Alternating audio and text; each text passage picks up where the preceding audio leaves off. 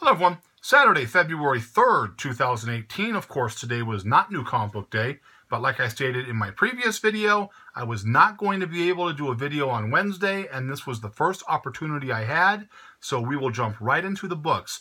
This was a fifth Wednesday month, which was January, and not a big week, so I will jump right into the few things that I did pick up.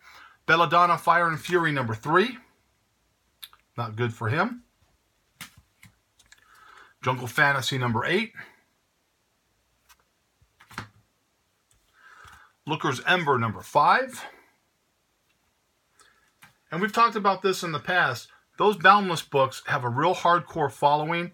I show tame covers. They have some very graphic and much more hardcore covers.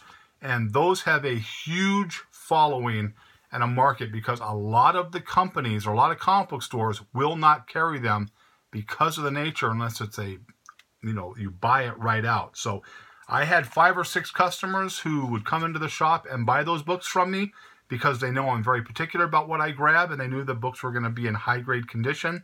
So even though the shop is not open now, I am ultimately going to reopen. The books are going to be there for them because I get continuous calls from them about those books. So getting back into the books we picked up. Detective Annual number 1, Clayface. Part of the Flash War. This is Flash War Prelude, Annual number 1 Flash. Cool cover right there. I really liked that cover when I saw it. I haven't had a chance to read any of these books, so I don't know any of the storylines. But the book that was really flying off the shelf this past week, Silencer number 1.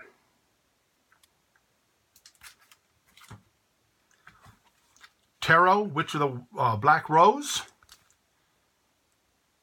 I enjoy this storyline. Some people don't like it. I do like it, so I will always continue to buy that. Dark Knight Metal. This is the foil cover. Hard to see, but you can kind of see the mouth right there. And then the cover that I really liked, which this was the foil cover, was this one here. This is part of the Dark Knight Metal number 5. Also picked up an older book. This is Beware the Creeper, number 4. I put a fine grade on that. This is a Steve Ditko cover. He also did the art inside and some of the coloring. Now, we talked about this in the past. If you have an opportunity to buy books from, Kirby, Ditko, Wrightson, Neil Adams, pick them up because they're getting harder and harder to find. And right now, instead of trying to find the high grade ones, mid grade, 5 and up, 5 to 7.5.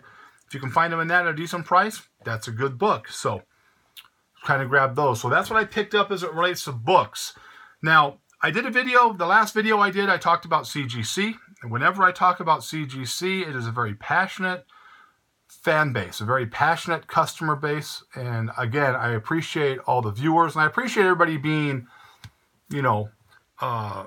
courteous with their comments. You don't have to agree with me, but I appreciate, the comments that you make and your opinions that you put out there. But people will defend the superheroes they like, the characters that they like, whether they're a Marvel or DC person.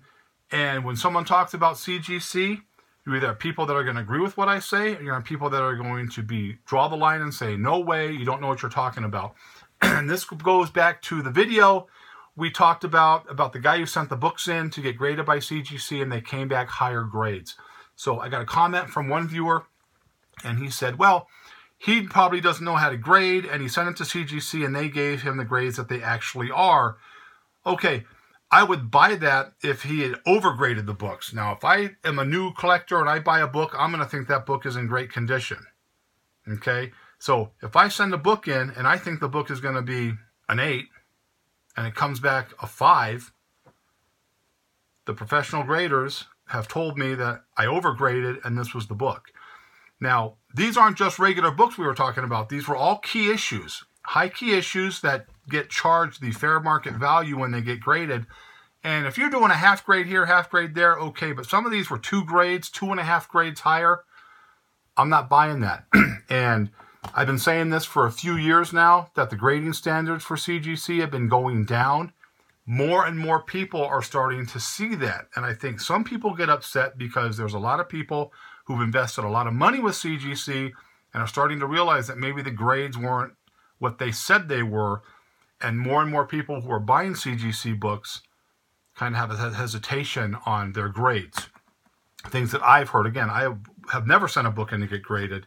I've graded books for people that have sent them in to both CGC and CBCS, and those grades have come back higher than what I graded them, because I am a very difficult grader, but I prefer to be a difficult grader because it's just better for everybody all around. So, a friend of mine sent me a little message and said, hey, CGC is now doing YouTube videos. Now, I don't know how long these videos have been out, but they're little short videos, 2 minutes, 2 to 3 minutes.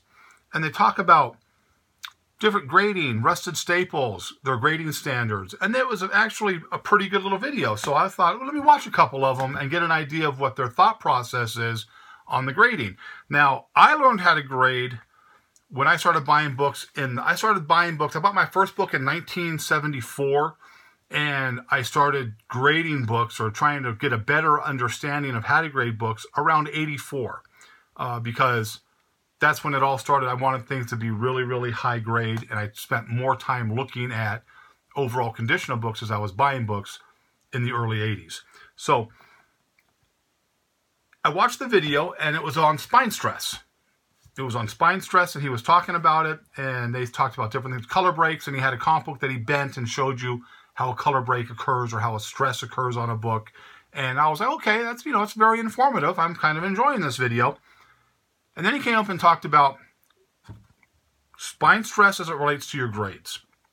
And he stated, in a high grade book, if you have a couple of spine stresses, you can still get a 9.8 on that book. Okay. It's kind of pushing it depending on the spine stress. And then he talked about, well, if you have some that can be pressed out that aren't color breaks, that'll keep the grade at a higher grade. Okay, we understand that, because a lot of people do that, but that was kind of a push for their pressing services. And then they came up and he said, depending on the amount, you can have up to 10 to 15 spine stresses and still have a book that's an 8 to 8.5. And I said, wait a minute. I have never seen a book with 10 to 15 spine stresses be that high. So I grabbed my trusty Overstreet Grading Comics Guide, because if you grade comics, you should always update your stuff. You should always look at the new standards that come in, because these standards do change. So I looked to see what they said are allowable defects at a certain grade. And they were saying 10 to 15 for an 8 and maybe an 8.5, where here the maximum number of allowable mistakes for a very fine is 7. 7. If you take that up to a 10,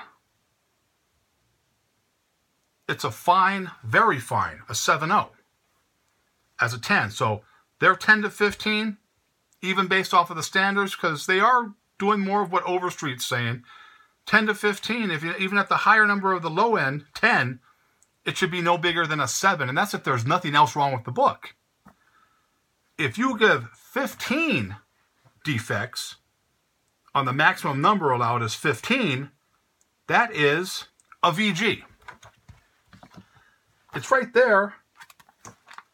Here's your guide on it. If I can find it again.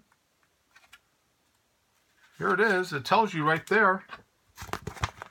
There it is. Suggested number of allowable defects per grade. And it has the bars on the maximum number. If your book has a 15, Overstreet says it can't be higher than a VG. If it has 10, can't be any higher than a 7.0, but CGC's saying 10 to 15 can still be an 8 to 8.5. So who is correct? The grading company that does it for money, or the Overstreet that gives a price guide that they sell for money but doesn't have an interest in making money based off of a grade? I'm going to go with the people who've been doing it since the 70s, so I don't agree with that. So watch the video. CGC does a bunch of them, and you get an idea of what I'm talking about. It's not a knock on CGC. It's just, it doesn't make any sense to me that 10 to 15 spine stresses can be an 8, 8.5. That's ridiculous. Just like those grades that guy got on those videos was ridiculous. So I'll go away because I know I'm going to get some comments off of that. Just be, polite when you say it. I don't care if you don't agree with me, because you don't have to agree with me. A lot of people do. I do appreciate the viewers I have. Thank you for watching. One last quick thing. I am going to start putting books up on the eBay page. I understand I've said that a million times. I am not going to sell vintage books, though. But someone asked how I send my books when I mail them and how I can guarantee they'll come in the best shape possible. You can't guarantee that, but I do use these affinity holders for comics. One affinity holder can hold up to 9 books bagged and boarded. 9 books bagged and boarded, protected. Put the books in, tape it right there. I can throw this baby down the street and nothing's going to happen to that book. You do the books in this, you put it in an envelope, you mail it in, and guess what? Your books are going to come back, because anything that's going to get damaged is going to be this.